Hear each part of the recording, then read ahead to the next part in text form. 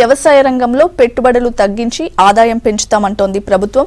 ఇందుకోసం అవసరమైన నైపుణ్యాన్ని పెంపొందిస్తామంటోంది. రాజేంద్రనగర్ అగ్రికల్చర్ యూనివర్సిటీ నామ్లో నిర్వహించిన ఈ స్కిల్ డెవలప్మెంట్ ప్రోగ్రాంలో ఇదే ఇష్యూపై చర్చించారు నిపుణులు.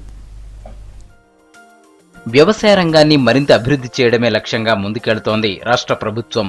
అందుకు అవసరమైన స్కిల్స్ డెవలప్ చేసేందుకు ప్రత్యేకంగా వర్క్షాప్ కూడా నిర్వహిస్తోంది.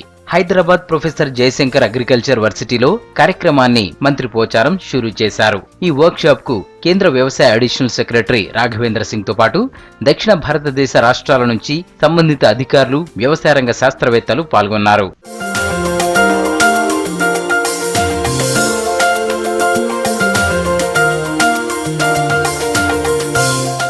తక్కువ ఖర్చుతో ఎక్కువ దిగుబడులు ఎలా అన్న విషయాలపై వర్క్షాప్లు ఉపయోగపడతాయని చెప్పారు మంత్రి పోచారం.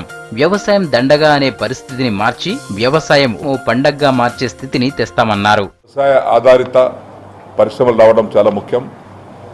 వ్యవసాయాన్ని ఒక పండుగలాగా వాతావరణంగా తయారు చేయాలి.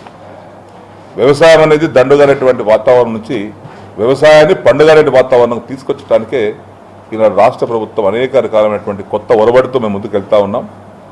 హార్టికల్చర్ క్రాప్స్ను కానీ, సెరికల్చర్ క్రాప్స్ కానీ మేము ప్రమోట్ చేసుకుంటూ ముందుకెళ్తా ఉన్నాం. తెలంగాణ ఏర్పాటయ్యాక వ్యవసాయ రంగానికి అధిక నిధులు కేటాయించామన్నారు మంత్రి. 2017-18 ఆర్థిక సంవత్సరం కోసం 4029 కోట్ల బడ్జెట్ కోసం ప్రతిపాదనను రెడీ చేశామన్నారు. ఇక వడ్డీ లేని రుణాలపై నిబంధనలకు విరుద్ధంగా రైతుల నుంచి వడ్డీ వసూలు చేస్తే వారిపై కఠిన చర్యలు ఉంటాయని చెప్పారు. 2017-18 బడ్జెట్లో 4029 కోట్ల రూపాయలు కేటాయిస్తాం. బడ్జెట్ పెట్టుకుంటున్నాం.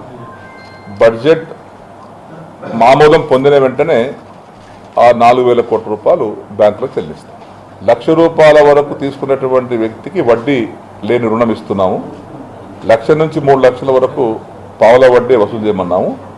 ఎక్కడైనా ఏ బ్రాంచ్ మేనేజర్ అయినా, ఏ బ్యాంకులోనైనా దానికి విరుద్ధంగా రైతుల దగ్గర నుంచి వడ్డీ వసూలు చేసినట్లయితే గౌరవ ముఖ్యమంత్రి గారు శాసనసభలో హామీ ఇచ్చారు, అట్టి వడ్డీని తిరిగి రైతులకు చెల్లించడం.